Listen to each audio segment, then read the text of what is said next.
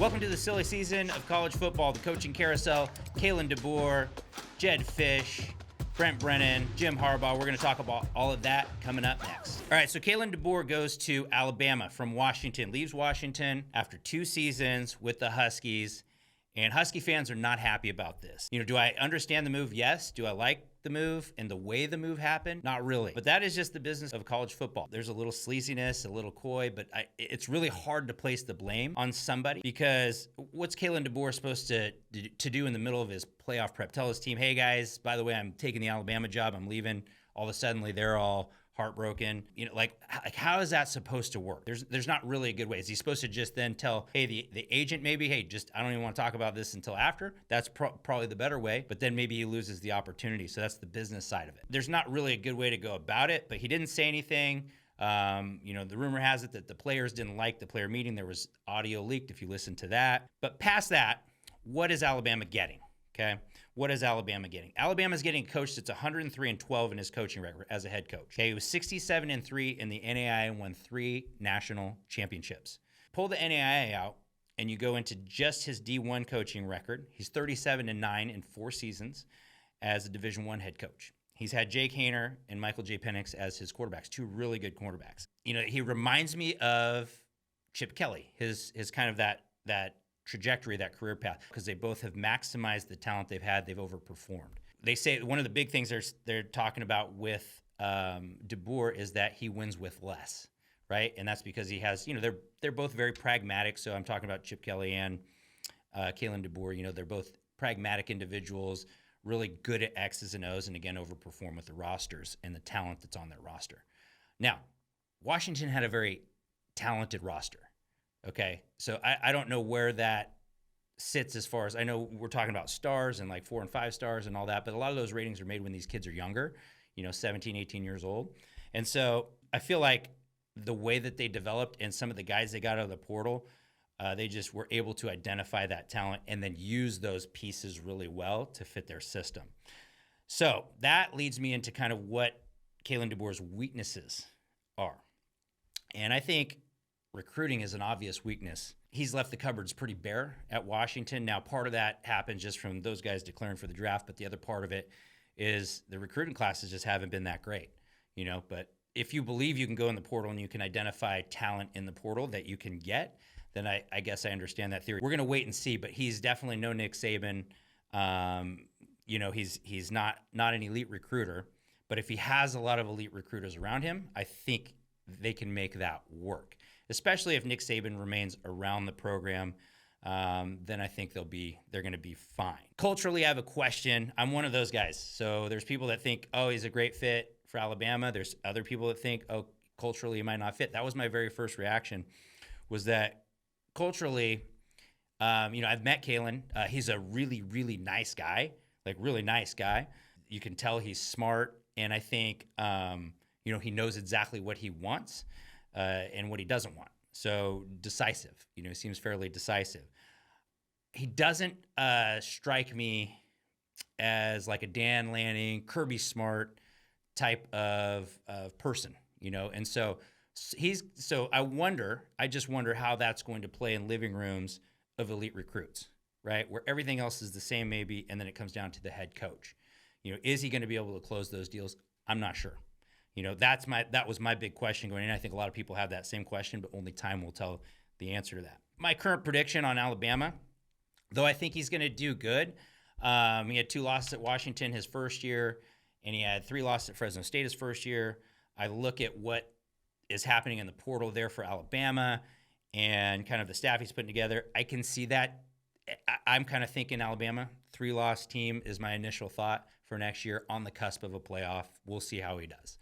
I think following Saban, the greatest coach of all time, is an impossible task. DeBoer, kudos to him for being up for that task and saying like, hey, I can do this. And I think he's got the support network. Maybe Saban gets involved with the NIL and helps him out, because I know Alabama is not they're not right now playing in that same NIL game with some of the elite schools. Kalen DeBoer, I think, solid hire for Alabama. I think it's going to be really interesting to see how that goes, and we'll be definitely watching his moves in the transfer portal and who he can retain from that current roster. So what happened to Washington? All right, there's an opening. Jedd Fisch steps in. Okay, Washington fans, you're up in arms, upset, all for a few days. Washington moves quickly, and they land Arizona's coach, Jedd Fisch. Fantastic, right? To me, great hire. I thought Lance Leupold maybe was the guy, I think, if you wanted to build long-term. But right now, Washington moving into the Big Ten, you did not have the luxury of time to rebuild, right? It's got to be done fast. Now, it just came out today, I think, that Noah Fifita and T-Mac are going to go ahead and stay at Arizona, and that's a big blow to Jedd Fisch. I'm sure he thought he could land them with the resources at Washington. But that's another subject there that we'll get to here in a second. But also that's kind of some big news as far as this transition goes. I'm saying Fisch, I think that he can rebuild quickly. It took him a while at Arizona, but Arizona, not a ton of resources. Washington is going to have a lot more resources there. And, he can play in the portal probably more aggressively. I think being in the Big Ten is going to be a recruiting advantage over being in the Big 12. He's a coach that has a losing record, so it's a little bit risky. This kind of reminds me a little bit of Mario Cristobal in the way that this is a coach, Cristobal was on staff at Oregon, so it's different in that way, but Fisch is a coach that has a losing overall record, which Cristobal did, but you could tell that the guy knew what he was doing. Fisch knew what he was doing. He went from one win to 10 wins. And I think that was 4 years there on the job. The Arizona fans are up in arms. You're not happy about that, and I get that. Washington fans, you're like, look, that just happened to us. I feel bad for these guys, but that is the business of college football, and this is exactly why I think the transfer portal is great for the players, because the players can choose to stick around or they can choose to go just like the coaches. So this is kind of that double-edged sword, right? Fisch being, again, 16 and 21. I'm not counting the interim time at UCLA. If he's successful, I think he probably goes, on to the Florida Gators, or he goes on to the NFL, I think is where he'll kind of end up. He's a little bit of a nomad, 1.53 years per coaching stop in his career. 1.53 years. This guy's had 17 different jobs. And so I don't think Washington has got the stability they were after, but I think they did get it right as far as the short term and being able to get their program in a spot where they can compete in the Big Ten. Jedd is a great recruiter.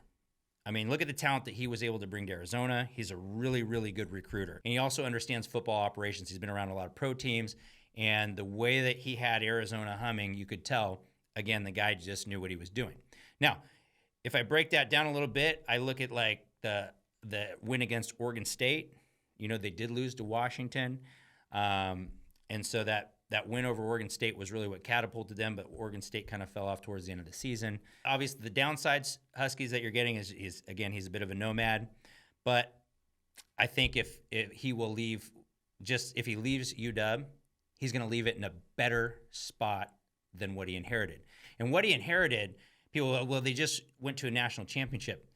That's fine, but they've also lost 1/3 of their roster. So he has taken over a very empty roster all of a sudden. A lot of kids in the portal, and we'll see how many he can get to come back out of the portal and back onto the roster. So that's going to be his very first recruiting battle, is how many of those portal kids and those starters can I get back? I think UW is going to probably finish in the top half of the Big Ten. I'm not certain that they're a playoff team this year with just the news I've seen. And now this is where that kind of comes back to Fifita and T-Mac. Now, if Fifita and T-Mac were going to Washington, I would say, yeah, they've got a good chance there. But I think when you're not having those types of key players in, I don't think he has a scholarship quarterback on the roster right now.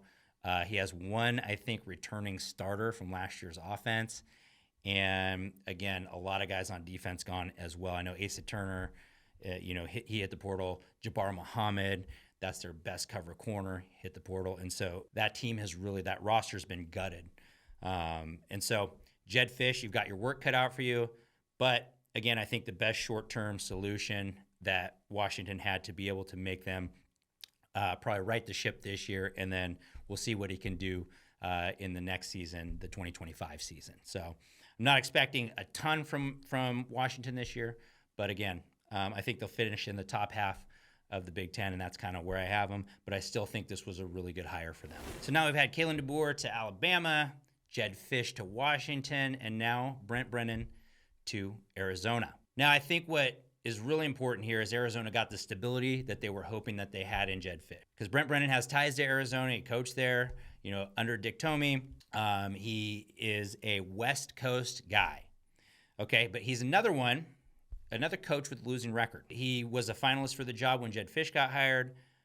But if I look at his losing record, he lost almost half of his losses in his head coaching career came in the first 2 years on the job. He took over an awful roster over at San Jose State, and he's rebuilt it over time, which has been really refreshing to see. And so his overall record's 34-48. But again, like I said, he had 22 or 23 losses his first 2 years. And then he's done much better ever since then. Another thing to consider at San Jose State is they are a group of 5 team that has built-in losses. And what do I mean by built-in losses? I mean, when you're at San Jose State, you're a group of 5 team, and every year you're going to go try to play the Auburns, the USCs, and, Oregon State.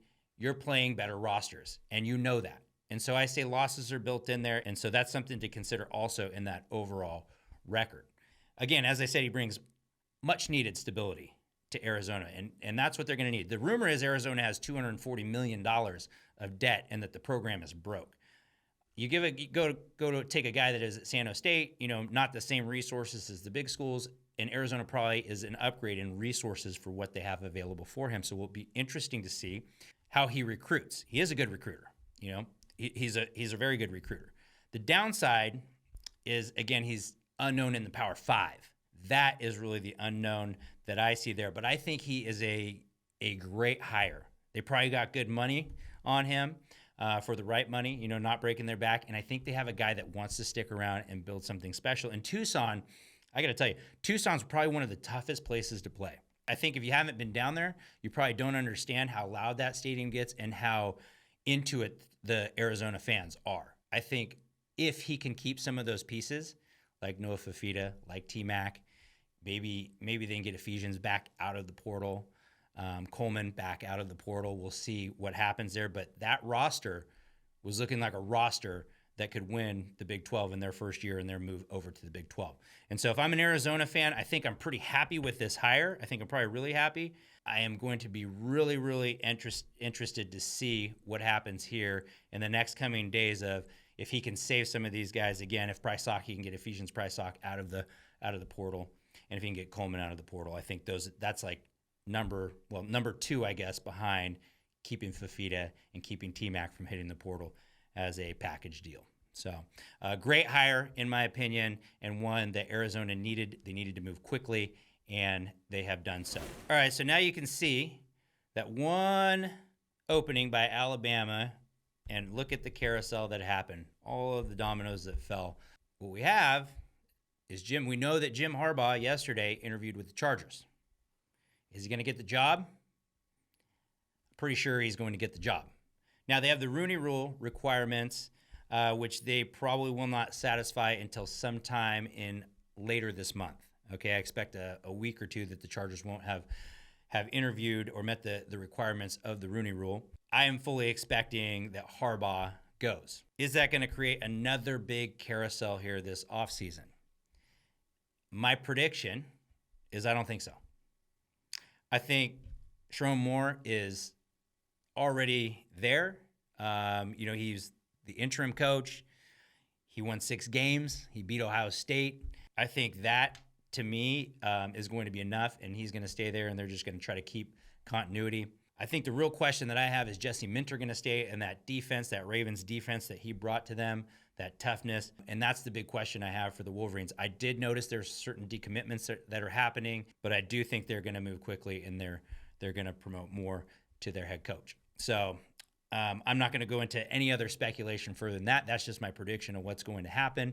If I'm wrong, I'm going to come back here with egg on my face, and then we'll go through a list of candidates and figure out if it causes a whole nother carousel to happen.